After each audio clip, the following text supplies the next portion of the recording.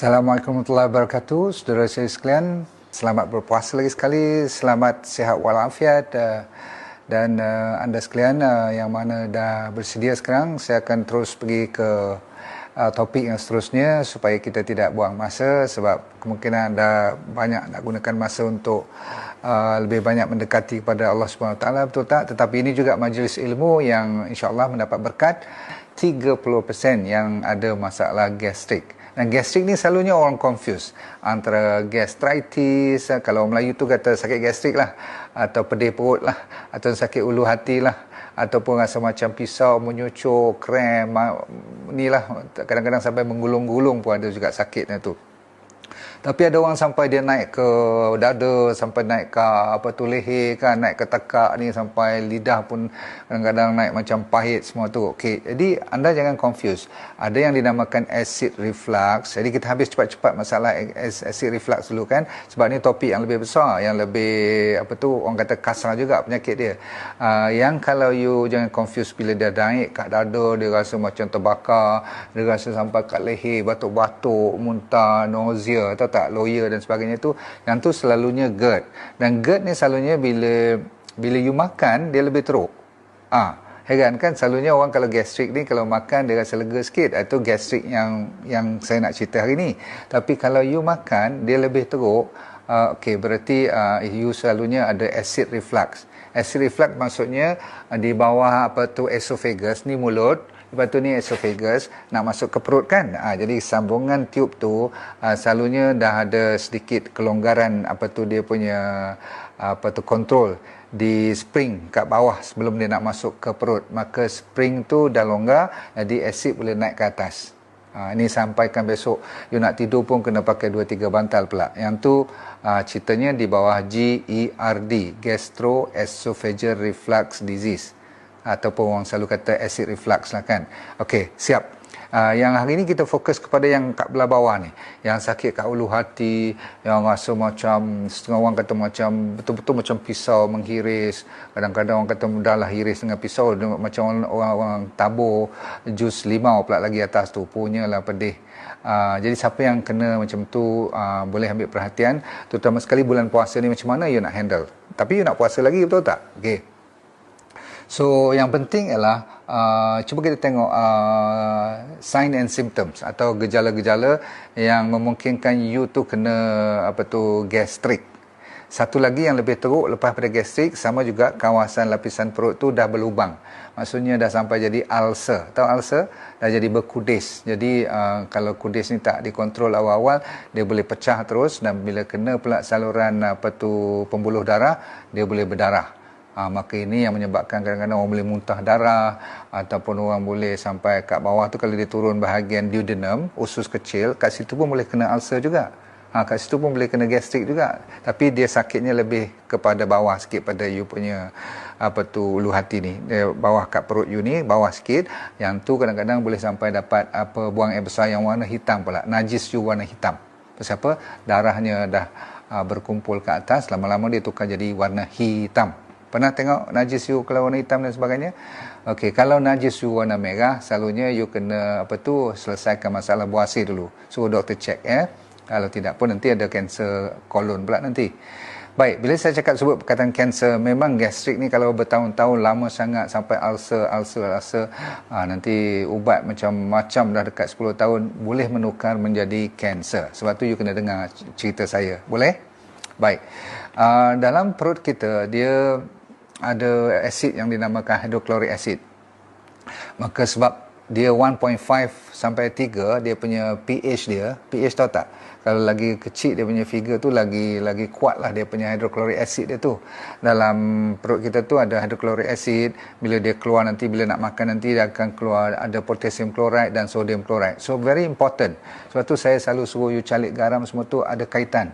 Kalau tak cukup garam, tak cukup potassium dan tak cukup hydrochloric acid pun, perut kita jadi meragam. Sebab apa? Dia tak boleh proses, sebab dia akan keluar satu enzim namanya pepsin. Pepsin ni adalah tujuannya untuk terutama sekali untuk makanan yang berdaging, protein. Ya, apa saja yang protein, dia nak ngap tu, dia nak proses, dia perlukan enzim yang kuat dan perlukan hydrochloric acid untuk pecahkan semua tu. Okey, faham Baik. Tadi saya kata sakit. Nombor dua, ada orang yang saya rasa lawyer tadi saya dah ceritakan. Lepas tu yang sampai muntah-muntah pun ada.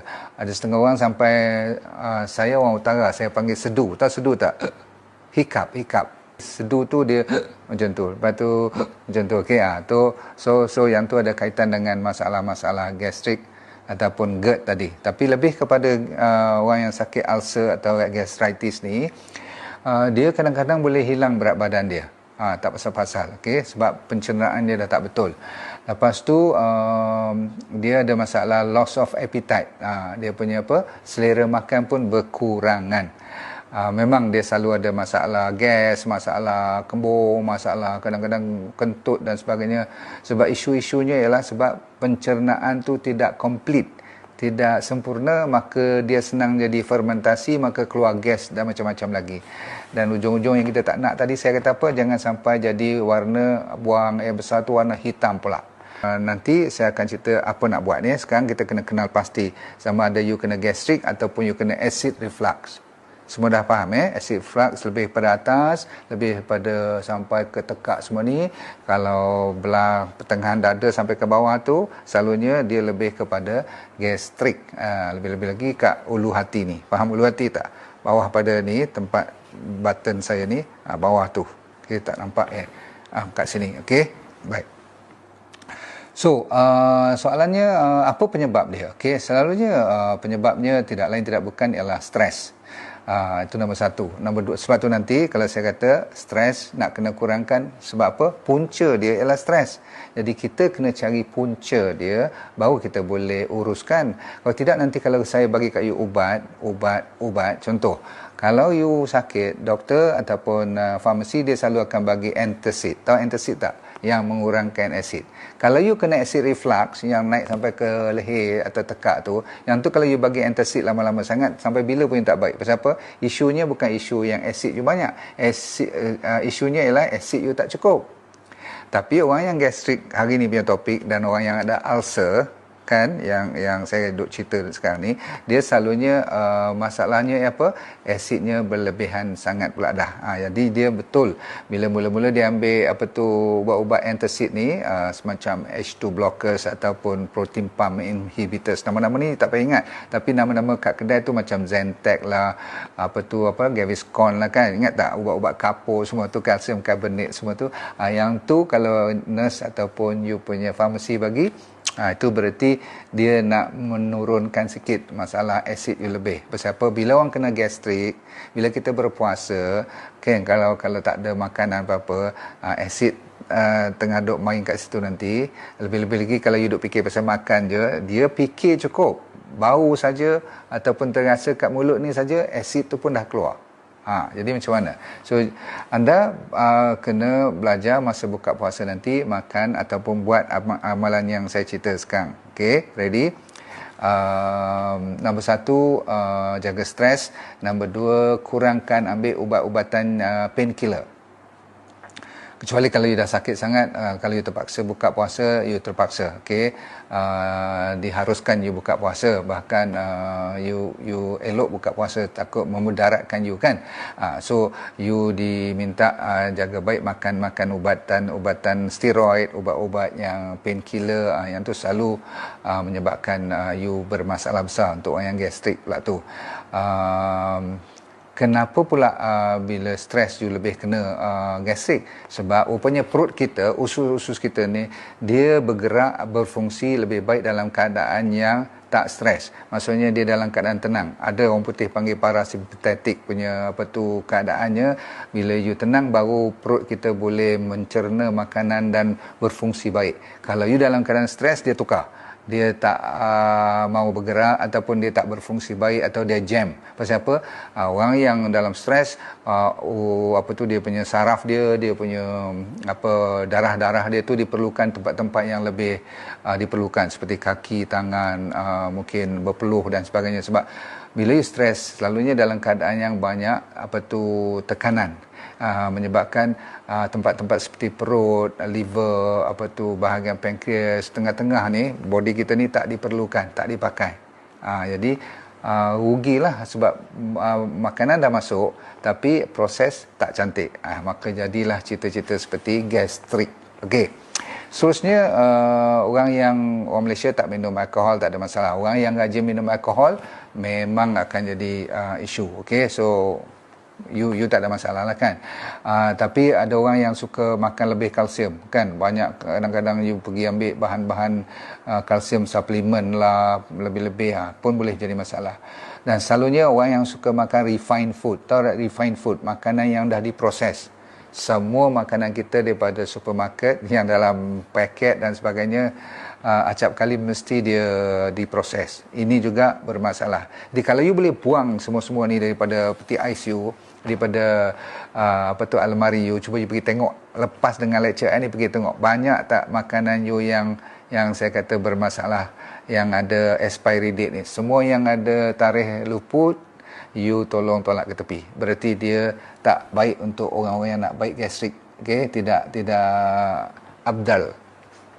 Orang yang tak makan vitamin B1, 2, 6, 12, ni semua pendek cerita makanan kita tak betul lah. Tak cukup vitamin C pun boleh. So jangan fokus terus cuma kepada nak bagi hilang asid dalam perut, pergi makan ubat, dia tak akan baik sampai bila pun. Jadi kita kena betulkan vitamin C, folic acid. Nanti saya cerita macam mana untuk kita orang kampung yang tak faham mana dia C-nya, mana nak cari B6, B12, semua pening kepala aku. Kau cerita je, bagi aku makan A, B, C, aku baik cukup. Jadi saya nak buat sampai macam tu lah. Cuma sebahagian daripada penonton ni mesti kan orang yang bijak kan. Jadi dia mesti nak tanya, so saya akan jawab. Okey, nombor 1, jangan ambil kopi, boleh tak? Sebab kopi menyebabkan dia lebih acidic. Nombor 2, siapa yang bermasalah dengan bijirin? Bukan semua bijirin, nasi semua tu kalau boleh makan tak ada gastrik tak apa. Tapi kalau you makan bijirin ataupun gandum umpamanya, atau bahan-bahan yang macam barley ke apa-apa, kalau you termakan dan you gastrik lebih teruk, berarti you ada gluten allergy. Dalam bijirin ni ada nama gluten, so you tak boleh makan. Kalau you boleh makan tak apa, no problem. Memang makanan-makanan yang spicy, yang pedas-pedas sangat, okey, kalau pedas sikit-sikit tak apa, sebab pedas dalam pepper ni, dalam bahan-bahan cili-cili ni, dia ada anti-inflammation, bagus untuk menutup you punya ulcer semua. Tetapi kalau di tengah you gastrik hari ni, you tahan-tahan sampai buka puasa, ngap benda dengan sambal yang pedas-pedas tu, memang out. Okey, tak boleh.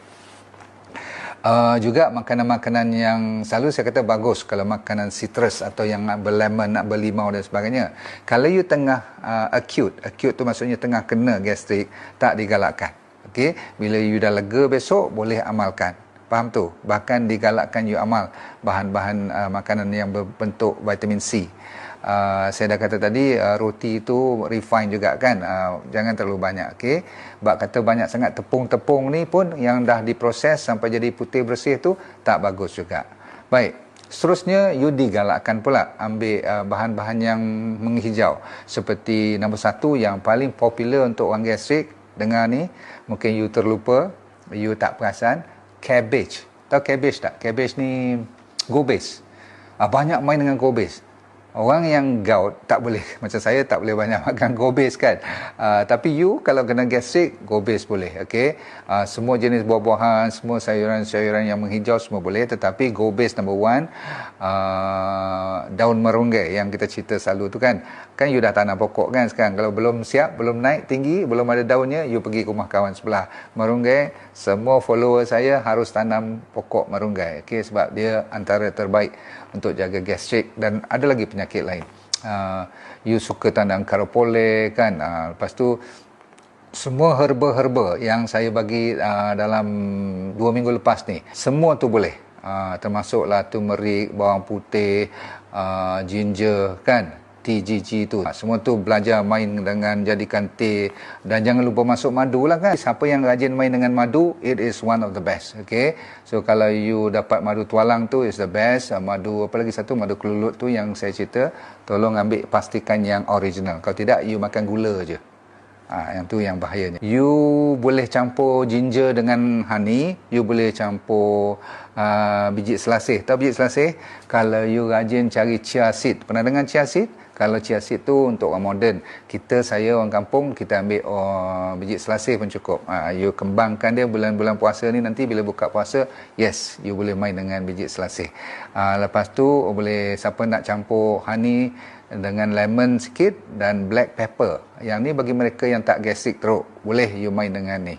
You ada gastrik tapi you nak mempertahankan, you sambung main dengan teh honey, lemon dan black pepper. Kalau you rasa nak banyak sikit, jangan bagi panas sangat, so that you boleh minum banyak.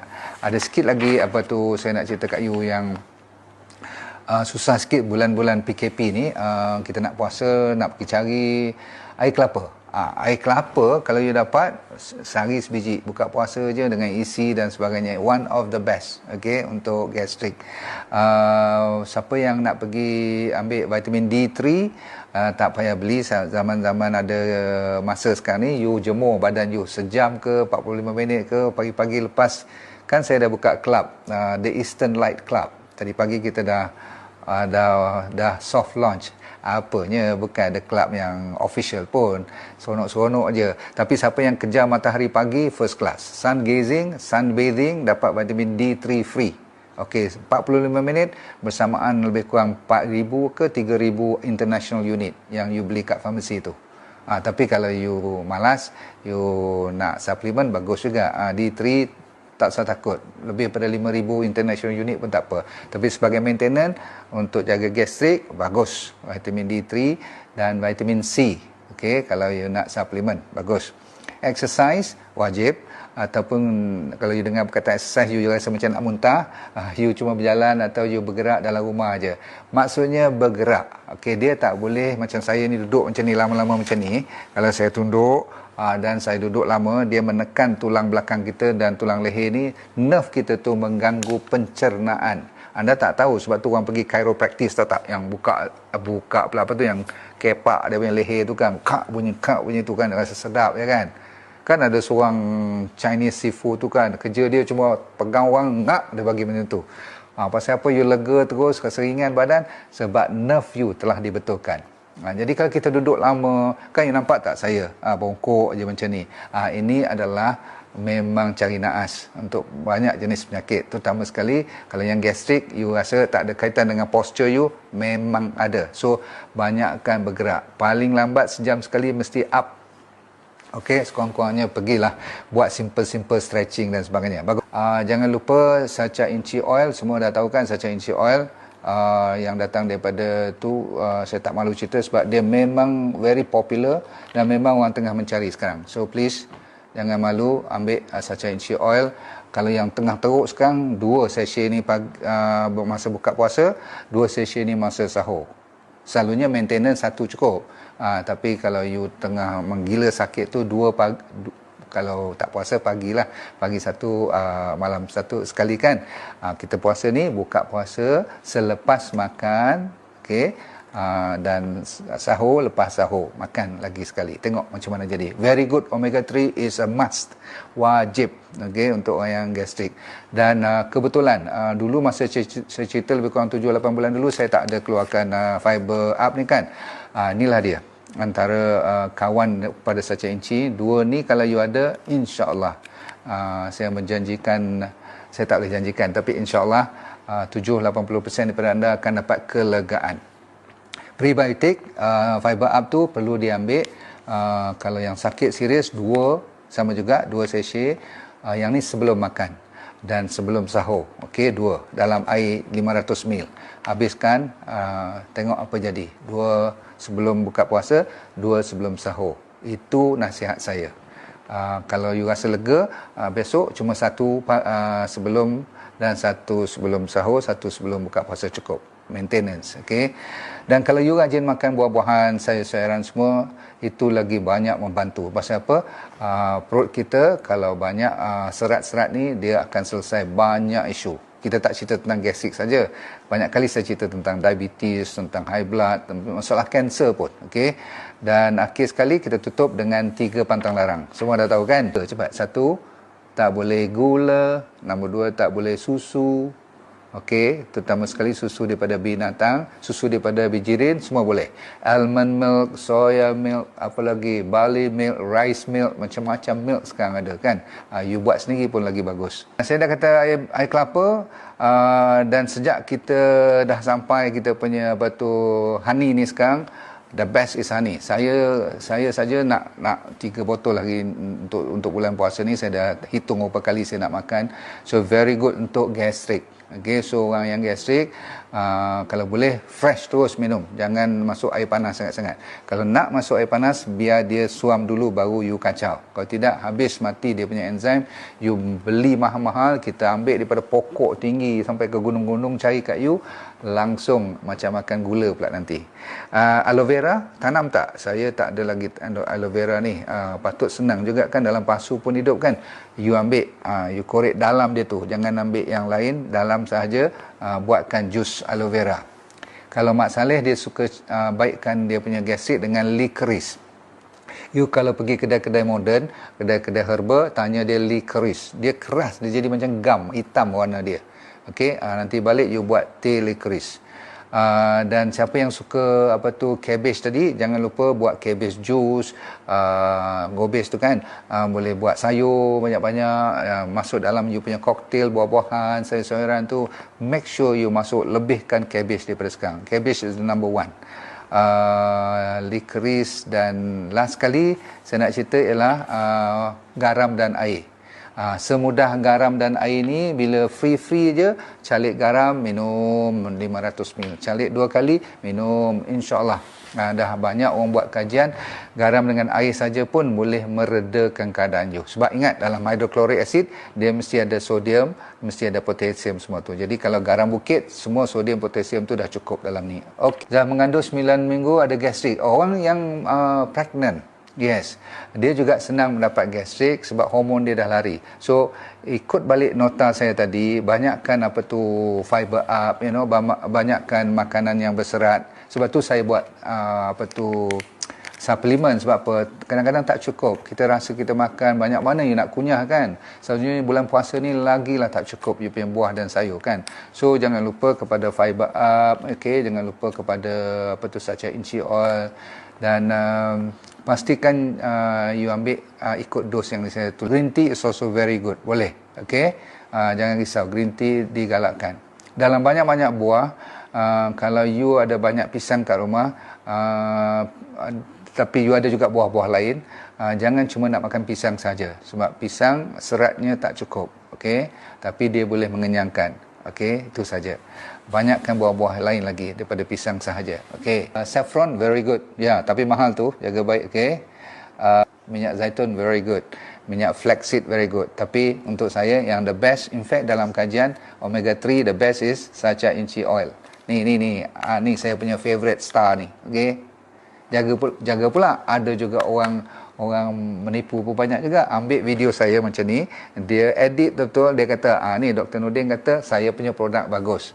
Tak apalah, yang tu rezeki dia. Kadang-kadang saya kata saya nak saman, dia lari sekejap. 2-3 bulan dia keluar balik. Susu kalau bukan daripada susu kalau daripada binatang, saya kata brand apa pun tak boleh. Habis cerita. Kalau susu datang pada bijirin, semua boleh. No problem. Bye, log out. Assalamualaikum warahmatullahi wabarakatuh.